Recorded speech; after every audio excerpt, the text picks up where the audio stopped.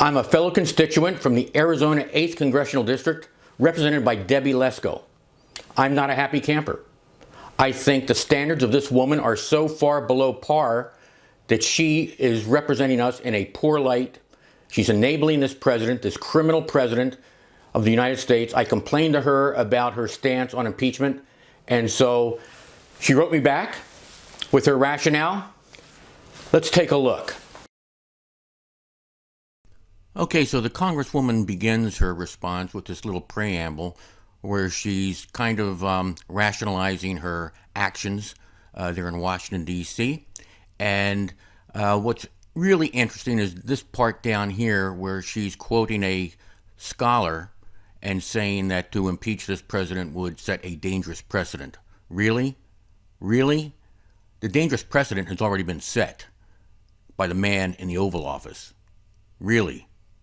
But I don't want to belabor this, so let's just move on to her 4 crucial points that haven't changed since day one. Crucial fact 1. The transcript of the July 25th phone call between President Trump and Ukrainian President Zelensky shows no link between military aid and an investigation into corruption in Ukraine.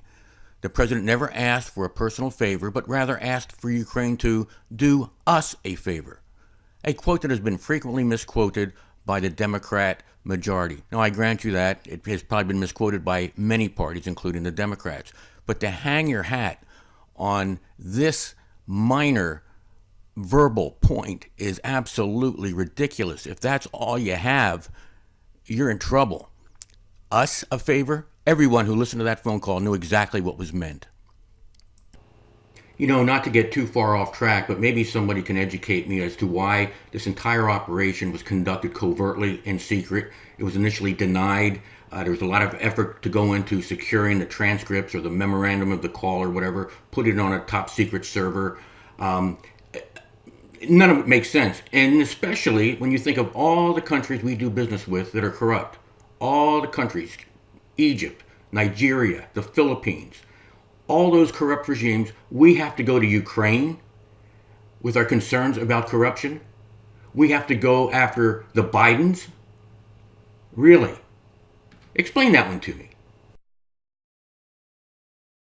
Crucial fact number 2. It should be noted further that President Zelensky and other Ukrainian officials such as Andrei Yermak have publicly declared repeatedly that they have never felt pressured by President Trump. Really? Seriously? They've got a gun held to their head. Anyone who's been in an abusive relationship knows that you don't typically throw your abuser, your tormentor, under the bus because you're afraid of what's going to happen next. To think that there's no pressure on these guys is ludicrous. And, you know, Representative Lesko knows it.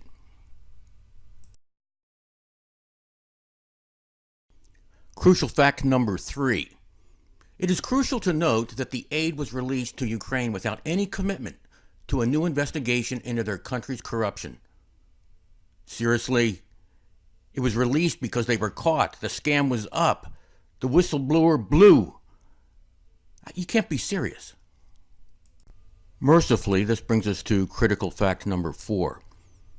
Further, Ukraine did not know that aid was withheld at the time of the July 25th phone call, which further negates the quid pro quo argument.